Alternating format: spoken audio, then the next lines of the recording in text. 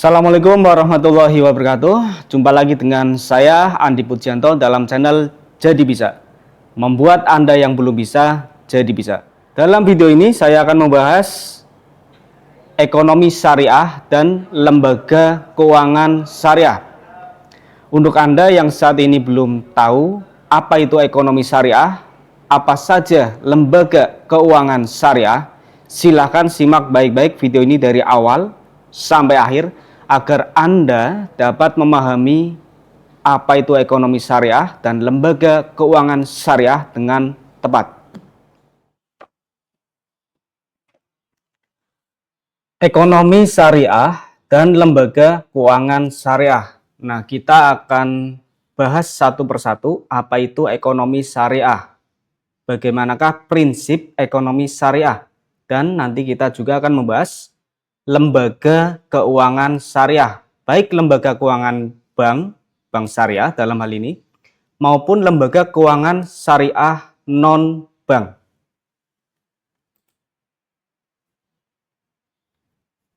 Kita bahas dulu definisi dari ekonomi syariah. Ekonomi syariah adalah cabang dari ilmu ekonomi yang didasarkan pada prinsip-prinsip dan nilai-nilai ajaran Islam. Hal ini mencakup semua aspek ekonomi, termasuk produksi, distribusi, konsumsi, dan alokasi sumber daya yang diatur sesuai dengan hukum Islam atau syariah Islam. Tujuan dari ekonomi syariah yaitu mencapai falah. Apa itu falah? Falah di sini adalah mencapai kesuksesan yang hakiki berupa tercapainya kebahagiaan dalam segi material dan dalam segi spiritual, serta tercapainya kebahagiaan di dunia dan kebahagiaan di akhirat. Kata falah ini sebenarnya sudah tidak asing dalam telinga kita, karena sebagai umat Islam yang taat tentunya, maka kita paling tidak mendengar kata falah ini 10 kali dalam sehari.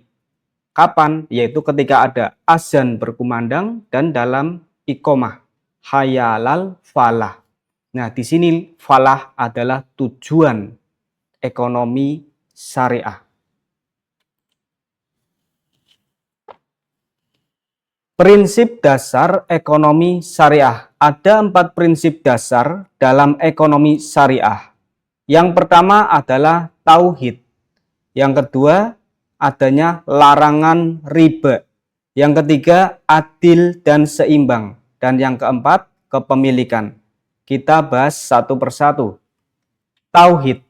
Tauhid ini menekankan kesadaran akan satu Tuhan dan implikasinya dalam semua aspek kehidupan, termasuk ekonomi. Kedua, larangan riba. Riba atau disebut juga bunga dianggap sebagai praktik yang tidak sesuai dengan prinsip-prinsip ekonomi syariah. Ingat, dalam Al-Quran ada suatu ayat bahwa Allah melarang riba dan menghalalkan jual beli. Jadi riba ini dilarang dalam Al-Quran. Sehingga dalam prinsip ekonomi syariah salah satunya adalah larangan riba. Ketiga, adil dan seimbang. Ekonomi syariah menekankan pentingnya keadilan dalam distribusi kekayaan dan kesempatan.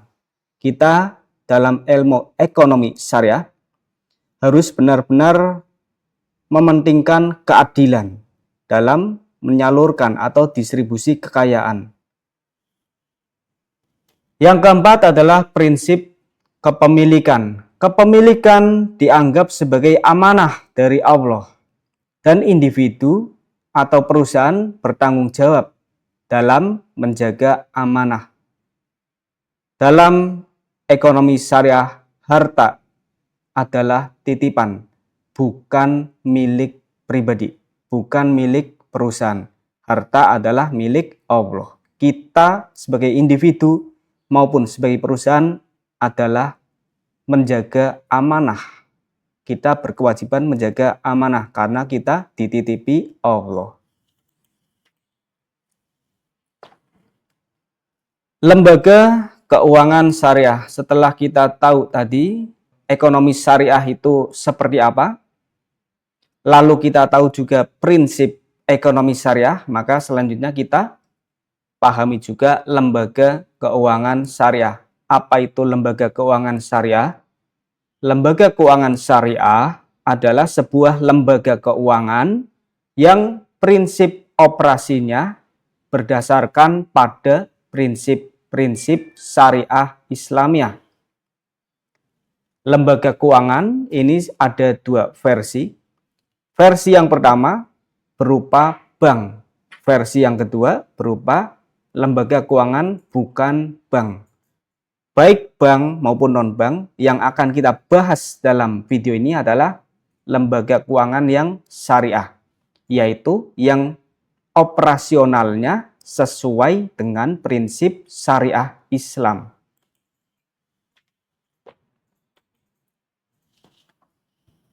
Tujuan utama mendirikan lembaga keuangan syariah. Ada dua tujuan mengapa kita mendirikan lembaga keuangan syariah.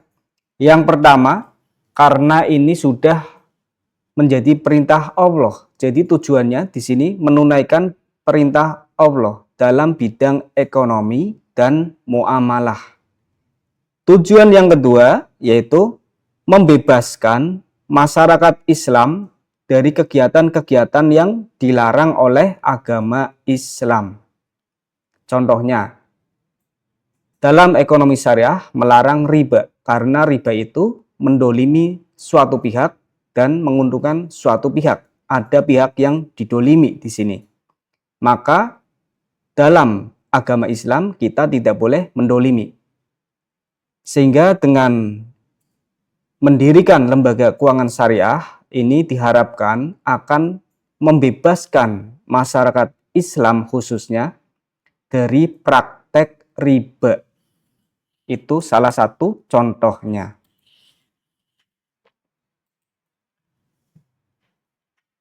Lembaga keuangan pada masa Rasulullah Shallallahu Alaihi Wasallam.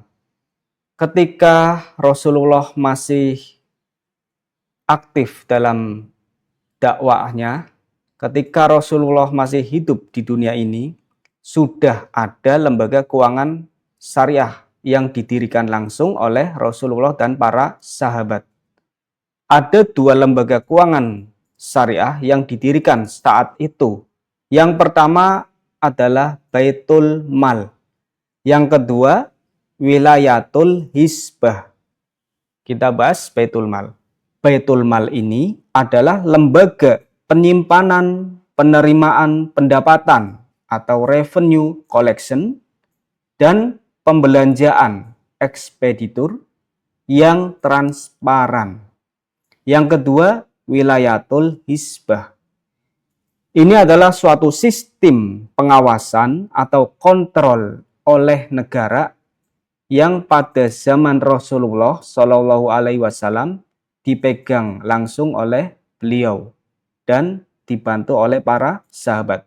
Di sini tugas Wilayatul Hisbah mirip dengan tugas OJK, yaitu mengawasi dan mengontrol.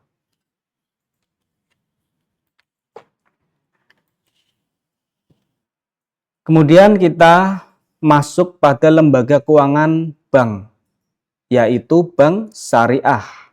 Bank syariah itu bank yang seperti apa?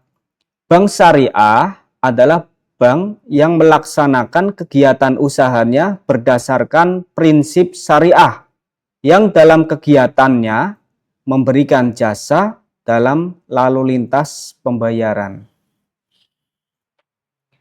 Jadi tugas bank syariah di sini menghimpun dana dari masyarakat, menyalurkan dana kepada masyarakat dengan berprinsip pada syariah Islam. Prinsip syariah itu seperti apa? Kita tahu dulu, kita pahami dulu prinsip syariah itu apa. Jadi prinsip syariah adalah aturan perjanjian berdasarkan hukum Islam antara bank dengan pihak lain untuk penyimpanan dan pembiayaan atau kegiatan lainnya yang dinyatakan sesuai dengan syariah. Jadi semacam aturan terikat, aturan ini mengikat. Mengikat siapa? Pihak perbankan dengan pihak yang lainnya, dengan pihak yang berhubungan dengan bank. Di sini ada nasabah bank, ada mitra bank syariah. Jadi mengikat hubungan antara bank dengan mitra bank dan nasabah. Prinsip syariah dalam bank syariah ini ada 5, kita bahas satu persatu. Yang pertama adalah mudorobah. Mudorobah ini adalah suatu akad kerjasama bisnis syariah antara pemilik modal yang disebut sohibul mal dan pengelola atau mudorib, di mana jika ada keuntungan maka dibagi berdasarkan kesepakatan antara sohibul mal dengan pengelola. Misalnya ada suatu nasabah yang memiliki dana 100 juta. Lalu nasabah ini datang ke bank syariah. Oleh bank syariah maka akan diinformasikan suatu akadnya. Apa akad yang akan disepakati dalam menyimpan dananya? Di sini ada salah satunya adalah mudorobah, bagi hasil. Kalau yang dipilih ternyata mudorobah, maka jika dana 100 juta dari nasabah ini dikelola oleh bank, maka jika untung, nasabah ini akan mendapatkan bagi hasil dari hasil pengelolaan uang 100 juta tadi. Katakanlah uang 100 juta tadi disalurkan kepada pihak mitra bank untuk usaha sesuatu yang halal tentunya, dan usahanya setelah 1 bulan mendapatkan untung 1 juta rupiah. Maka pihak bank sebagai pengelola dana akan mendapatkan bagian yang lebih banyak daripada pihak pemilik dana. Misalnya saja bagi hasilnya 60% untuk bank, 40% untuk nasabah tadi sebagai sohibul mal. Maka keuntungan yang didapatkan oleh nasabah adalah 40% dari 1 juta dari keuntungan dari pengelolaan uang 100 juta, yaitu 400.000. Itu adalah bagi hasil untuk nasabahnya. Kalau bagi hasil untuk banknya 600.000. Kemudian prinsip kedua, musyarakah. Akad kerjasama antara dua pihak atau lebih untuk usaha tertentu, di mana masing-masing pihak memberikan kontribusi modal, baik berupa dana maupun keahlian, dengan kesepakatan bahwa keuntungan dibagi bersama sesuai porsi nisbah, sedangkan kerugian ditanggung secara proporsional berdasarkan modal. Kita contohkan, misalnya ada seseorang yang sedang ingin berusaha dalam bidang jasa fotokopian. Orang ini sudah memiliki dana sekitar 60 juta untuk usahanya. Tapi masih kurang, misalkan kurang 40 juta. Sehingga orang ini datanglah ke bank syariah. Setelah sampai di bank syariah, mitra tadi, pengusaha tadi mengutarakan apa yang diinginkan. Dia ingin meminjam modal 40 juta untuk usaha jasa fotokopiannya. Nah, di sini prinsip yang dipakai adalah musyarakah. Apabila usaha fotokopian tadi untung, maka keuntungan ini dibagi berdasarkan dengan kesepakatan yang telah disepakati. Misalnya, disepakati kalau untung, maka sebagai pengusaha tadi, pengelola usaha mendapatkan 70%. Kalau rugi, maka akan ditanggung secara proporsional berdasarkan besarnya modal masing-masing. Kalau tadi pengusaha modalnya 60 juta, maka kerugiannya menanggung 60%. Kalau bank tadi 40 juta, maka jika kerugian menanggung 40% dari jumlah kerugiannya. Kemudian prinsip yang ketiga adalah murabahah, yaitu akad jual beli syariah, di mana bank di sini sebagai penjual membeli barang yang dibutuhkan nasabah, lalu menjualnya kembali dengan harga pokok ditambah margin keuntungan yang disepakati.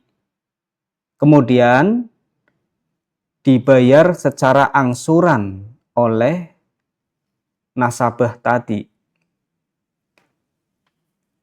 Prinsip yang keempat adalah ijarah. Ijarah ini adalah sebuah pembiayaan barang modal berdasarkan prinsip sewa murni. Jadi bank sebagai pemilik barang modal. Lalu ada pihak tertentu, mitra, mau menyewa barang modalnya.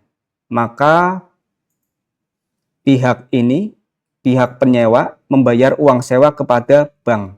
Setelah jatuh tempo, misalnya 5 tahun, masa sewanya 5 tahun, setelah 5 tahun, maka barang modal yang sudah disewa ini diambil lagi oleh bank, karena prinsipnya tadi adalah ijarah, sewa. Kewajiban penyewa membayar uang sewa. Kewajiban bank menyewakan barang modal sesuai dengan ketentuan yang sudah disepakati. Prinsip yang kelima adalah ijarah wa iktina. Ini adalah jenis akad sewa menyewa, ijarah, yang diikuti dengan janji pemindahan kepemilikan aset dari bank sebagai penyewa kepada nasabah di akhir masa kontrak. Jadi ketika ada misalkan pemilik UMKM, pemilik usaha menyewa barang modal dengan prinsip ijarah wa iktina, misalkan menyewa mesin fotokopi untuk jangka waktu 5 tahun. Maka setiap tahunnya si penyewa membayar uang sewa yang telah disepakati dengan bank.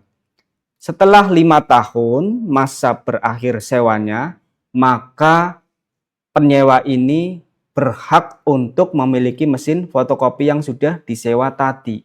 Karena prinsipnya ijarah wa iktina. Sewa menyewa plus berhak mendapatkan kepemilikan dari barang yang disewa setelah masa jatuh tempo, masa berakhirnya sewa.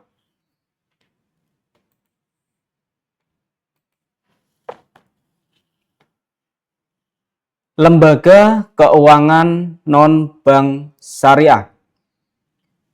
Sekarang kita akan bahas lembaga keuangan selain bank yang berprinsip syariah. Ini adalah jenis perusahaan keuangan, bukan bank, yang menghimpun dana dari masyarakat atau menyalurkan dana kepada pihak yang membutuhkan, pihak yang memerlukan, dengan berlandaskan pada prinsip syariah, yaitu ada berdasarkan pada Al-Quran dan Al-Hadis. Lembaga keuangan non-bank ini bukan bank, tetapi usahanya di bidang keuangan. Yang akan kita bahas di sini adalah lembaga keuangan yang syariah, bukan bank yang syariah. Kita akan membahas empat jenis lembaga keuangan syariah non-bank. Yang pertama adalah pasar modal syariah. Pasar modal syariah ini adalah kegiatan yang bersangkutan dengan penawaran umum dan perdagangan efek yang tidak bertentangan dengan prinsip syariah.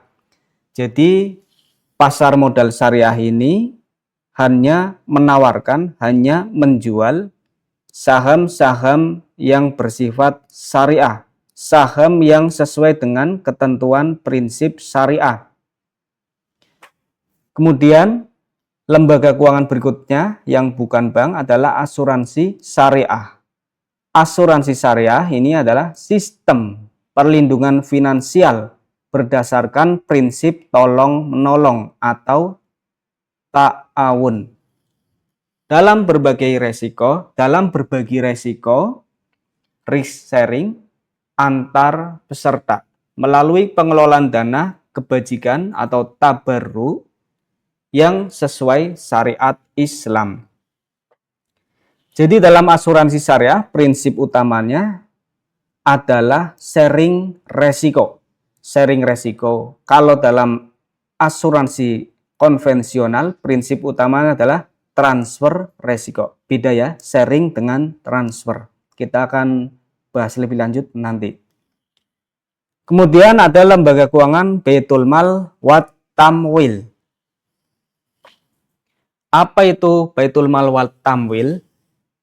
Baitul Mal wa Tamwil ini adalah lembaga keuangan mikro yang berfokus pada pengembangan usaha mikro, kecil, dan menengah UMKM melalui dua fungsi utama, yaitu menghimpun atau menyalurkan dana siswaf dan Baitul Tamwil mengembangkan usaha atau investasi komersial.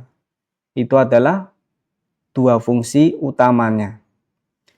Kemudian ada Pegadaian Syariah. Di sini diartikan lembaga keuangan non-bank yang menyediakan layanan pinjaman berdasarkan prinsip hukum Islam tanpa riba, ghar, dan maisir.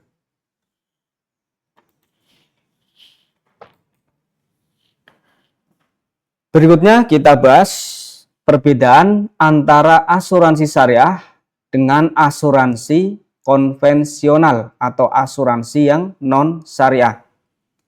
Kita akan bahas dari 4 sisi.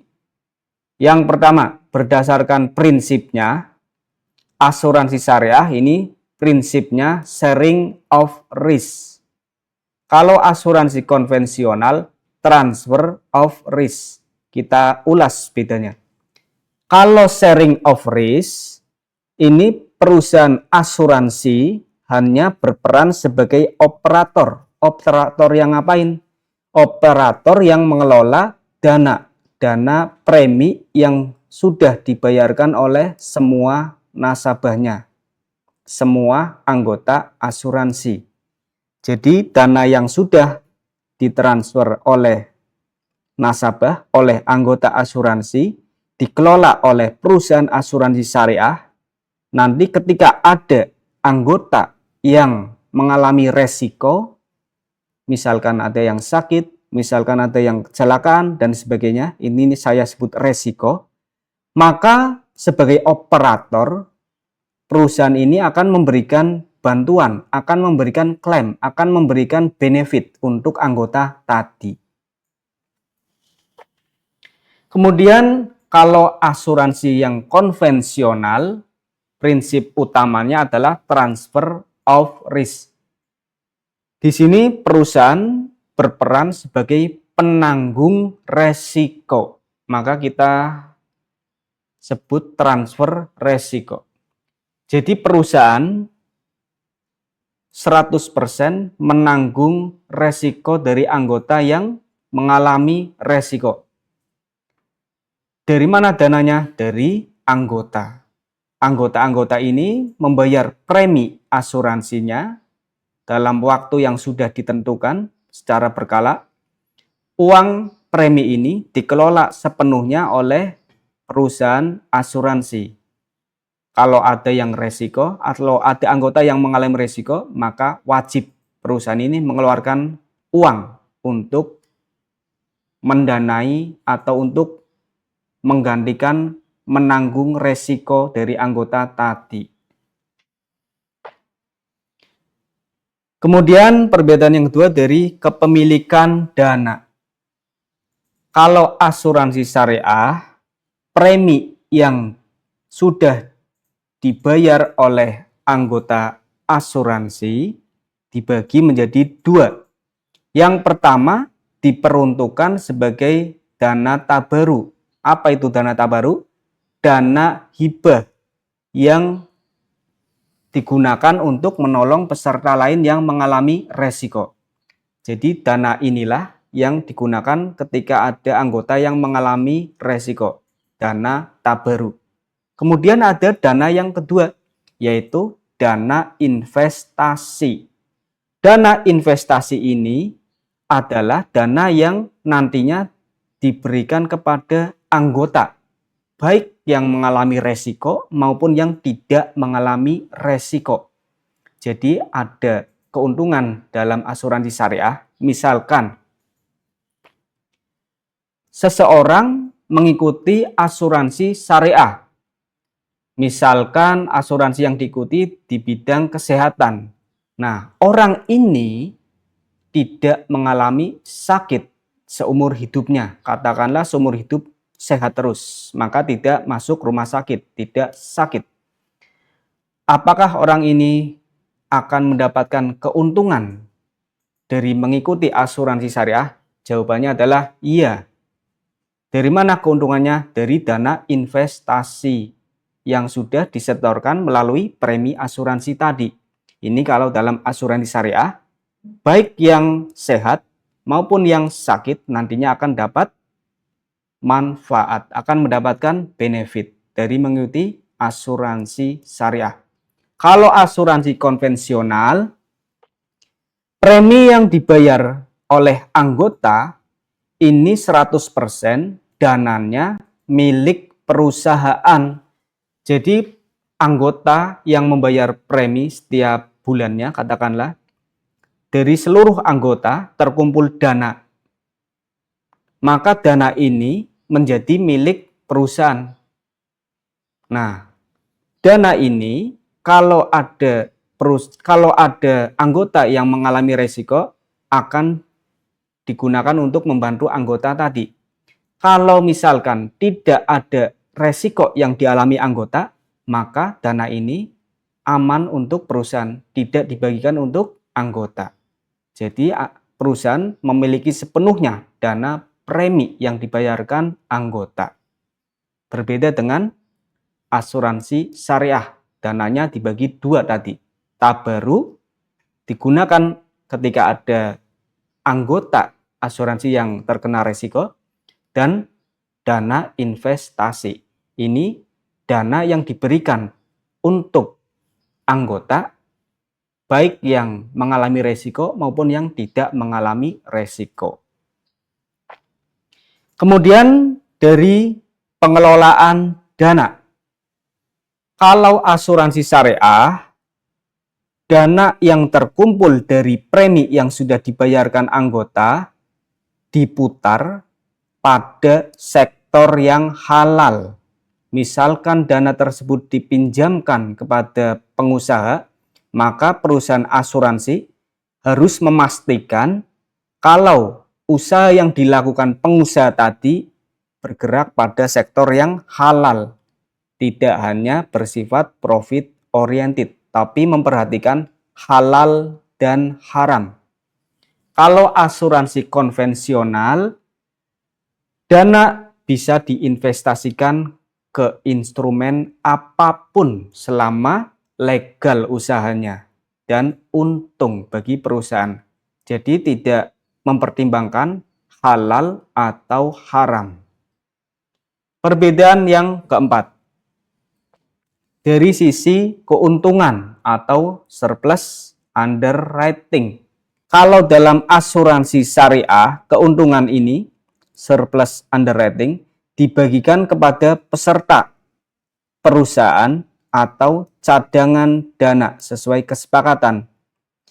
Jika perusahaan asuransi syariah mengalami keuntungan, entah itu dari pengelolaan dana dan keuntungan yang lainnya yang didapatkan perusahaan asuransi syariah, maka keuntungan ini akan dibagi pada peserta untuk perusahaan asuransi dan untuk cadangan dana sesuai dengan kesepakatan peserta dengan perusahaan, dibagi 3. Kalau dalam asuransi konvensional, seluruh keuntungan asuransi, seluruh keuntungan perusahaan asuransi ini menjadi keuntungan penuh bagi perusahaan asuransi. Jadi tidak dibagi keuntungannya.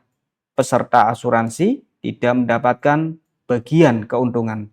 Semua keuntungan murni untuk perusahaan asuransi konvensional. Inilah keempat perbedaan antara asuransi syariah dan asuransi konvensional. Berikutnya kita akan bahas perbedaan antara pegadaian syariah dengan pegadaian konvensional. Kita akan melihat dari 4 fitur yang menjadi pembeda antara pegadaian syariah dan pegadaian konvensional. Yang pertama pada fitur landasan akad. Kalau dalam pegadaian syariah, akad yang digunakan adalah akad gadai, akad rah, dan ijarah sewa, baik sewa tempat atau sewa pemeliharaan. Kalau dalam pegadaian konvensional, menggunakan landasan akad perjanjian pinjam meminjam dengan bunga. Jadi ada pembungaan di sini dalam pegadaian konvensional. Kalau dalam pegadaian syariah menggunakan akad gadai dan ijarah, gadai dan sewa. Kalau dari dasar pengambilan untung, pegadaian syariah mengambil keuntungan dari nasabahnya berdasarkan mu'nah atau biaya jasa. Jadi ketika ada orang datang ke pegadaian syariah membutuhkan uang, maka di sini prinsip pengambilan untungnya berdasarkan biaya jasa. Biaya jasa ini dihitung dari nilai taksiran barang jaminan. Kalau dalam pegadaian konvensional, dasar pengambilan untungnya yaitu berdasarkan sewa modal, pembungaan. Bunganya dihitung dari persentase jumlah pinjaman. Berbeda dengan tadi ya, kalau pegadaian syariah, biaya jasanya dihitung berdasarkan taksiran barang yang dijaminkan. Kalau dalam pegadaian konvensional, bunganya dihitung berdasarkan persentase dari jumlah yang dipinjam. Misalkan ada seseorang yang ingin pinjam uang 2 juta rupiah ke pegadaian konvensional dengan membawa jaminan berupa logam mulia 1 gram, emas 1 gram. Setelah ditaksir misalkan harga emas tadi 3 juta rupiah, dia ingin pinjam 2 juta rupiah, maka bunganya adalah persentase dari 2 juta rupiah. Misalkan bunganya adalah 5% dari 2 juta rupiah. Nah, itu adalah perbedaan dari dasar pengambilan keuntungan. Kalau pegadaian syariah, biaya jasa namanya, biaya jasa dihitung dari nilai taksiran barang. Kalau pegadaian konvensional dihitung dari persentase jumlah pinjaman. Kemudian status barang jaminan. Pegadaian syariah sebagai amanah yang dititipkan atau marhun. Jadi dalam Pegadaian Syariah, status barang jaminannya itu dianggap diperlakukan sebagai amanah yang dititipkan oleh seseorang, amanah yang dititipkan oleh nasabahnya. Maka sebagai amanah ini tentu Pegadaian Syariah akan menjaganya dengan sangat baik. Kalau dalam Pegadaian status barang jaminan hanya sebagai jaminan utang semata yang penjagaannya mungkin kurang bagus. Tetap dijaga, namun statusnya ini hanya sebagai jaminan utang, bukan sesuatu yang benar-benar harus dijaga. Kemudian dalam bidang pengawasan. Dalam bidang pengawasan, kalau Pegadaian Syariah diawasi oleh dua pihak. Yang pertama OJK, yang kedua adalah DPS, Dewan Pengawas Syariah, DPS dan MUI di sini. Kalau pegadaian konvensional diawasi hanya oleh satu pihak, yaitu Otoritas Jasa Keuangan atau OJK.